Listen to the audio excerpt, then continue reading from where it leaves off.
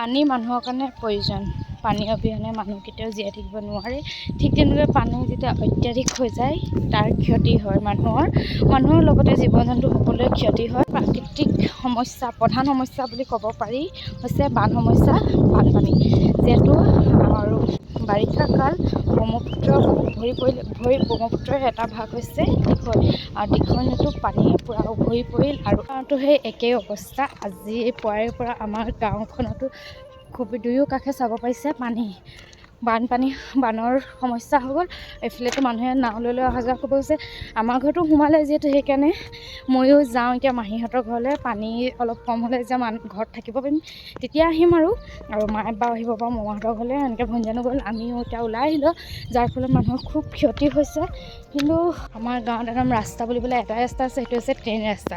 Train আহিব যেতিয়া খুবেই এতিয়া মানুহে নিৰাপদ ঠাই স্থায়ী হিচাপে বসবাস কৰিবৰ কাৰণে ট্ৰেইন আলি কিনাৰতে এনেকৈ তম্বু তৰি লৈছে। যিহেতু আৰু বেলেগ কোনো স্থান নাই ন, মানুহৰ ঘৰতো যিহেতু পানী সোমাই পৰিছে, মানুহ ভয় পৰিছে, ৰাস্তা নাই, পদূলি নাই, গৰু ছাগলীৰ সুবিধা নাই, সেইকাৰণে ট্ৰেইন আলিটোত এনেকৈ কৰি বসবাস কৰিবলগা হৈছে। আৰু আপোনালোকক আমাৰ সেই গাঁওখনৰ এবাৰ দৃশ্যটো দেখাই দিম। চাব পাৰিছে একদম ভৰি পৰিছে চাৰিওকাষে, অকল মাজত ওলাই আছে ট্ৰেইন আলিটো। আৰু মানুহ পূৰা একদম ৰাস্তাৰ ওপৰত, কোনোবাই থাকিব নোৱাৰিছে, কোনোবাই টঙি মাৰিছে, অসুবিধা হৈছে। ট্ৰেইনে হৰ্ণ মাৰি আছে, শুনিছে, ট্ৰেইনো আহিছে।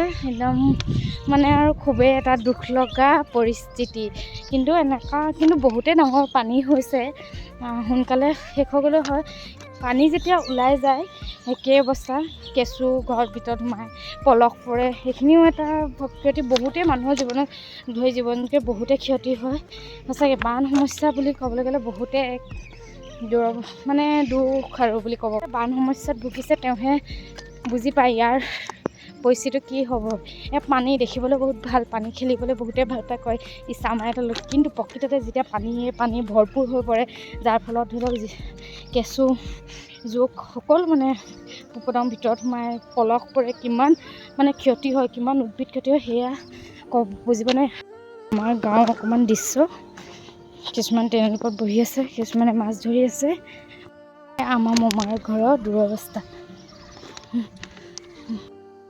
এয়া ট্ৰেইন আলি, এয়া পানী, মাজত অকল ট্ৰেইন আলিটো বাচি আছে।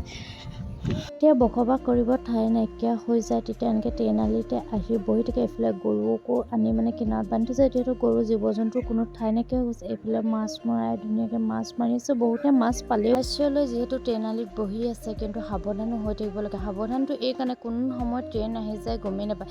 কিন্তু ট্ৰেইন আহোঁতে এটাই বস্তু ৰিস্ক আছে বাৰু মানুহখিনি বহি থকা, কিন্তু এটা বস্তু ভাল যে ট্ৰেইনখন আহে যিহেতু হৰ্ণ মাৰি আহে, কিন্তু হৰ্ণ মৰাৰ উপৰি ইমানেই শ্ল' হৈ আহে যে আপুনি খোজটোহে স্পীড যাব পাৰে, ট্ৰেইনখন শ্ল' হৈ যায়।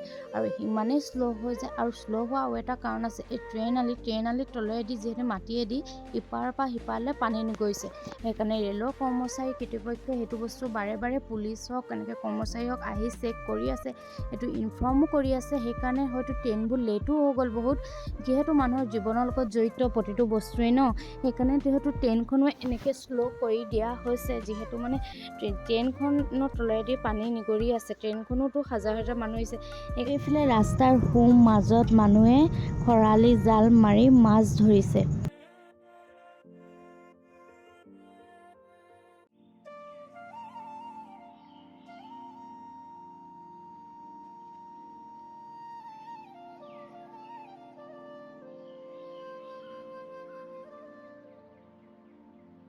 আৰু এয়া হৈছে ৰাতিৰ কিছু দৃশ্য। ৰাতি যিহেতু এইফালে ৰাস্তাইদি পানী বাগৰি গৈছিলে, সেইকাৰণে এনেকৈ বন্ধ কৰি দিয়া হ'ল। যাবলৈ ৰাস্তা, গাড়ী মটৰ যাব দিয়া হোৱা নাছিল।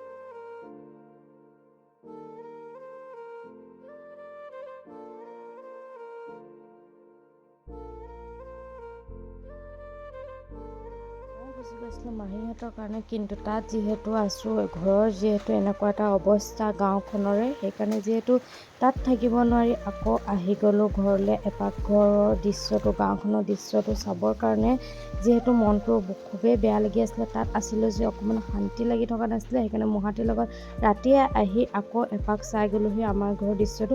আৰু এইফালে ট্ৰেইন আলিদি এনেকৈ তলেদি পানী ওলাই গৈছিলে, আৰু সেইকাৰণে অকণমান যিহেতু খুবেই দুখ লগা এটা পৰিস্থিতি, সেইকাৰণে আহি গ'লোঁ আকৌ এবাৰ চাবৰ কাৰণে।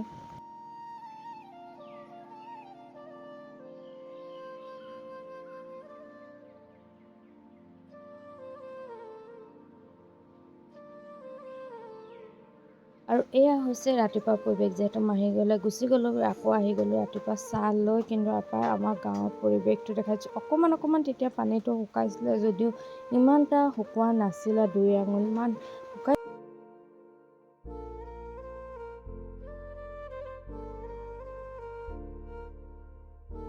তাত মাছ পালে দিবি দেই, দিবি নে? ফটো তেতিয়াহে দিবি।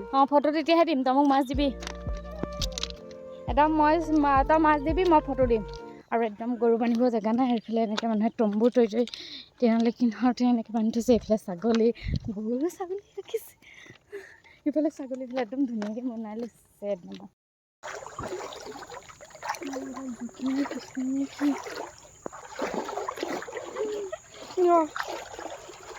আহিছোঁ এডোখৰ চাব আহিলোঁ। ইমানখিনি যাবলৈ আছেই। ভাবিছিলোঁ আমাৰ ওচৰত পানী এইফালেদি আমাৰ এইফালেদি কম পাম, কিন্তু এইফালে আহে বেয়া ভাল লাগিছে। পানী ওলাই যোৱাৰ পিছত আমাৰ ঘৰৰ দৃশ্যটো অকণমান দেখাইছোঁ। খুবেই এটা দুখ লগা দৃশ্য, কি বুলি ক'ম আৰু ক'বলৈ কোনো ভাষাই নাই।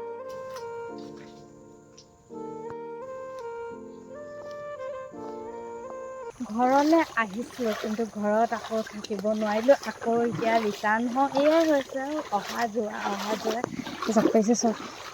মায়ে আগত, ভনী আগত আৰু মই পিছত। এই ৰাস্তাৰ পৰিৱেশ চাওক, পলস।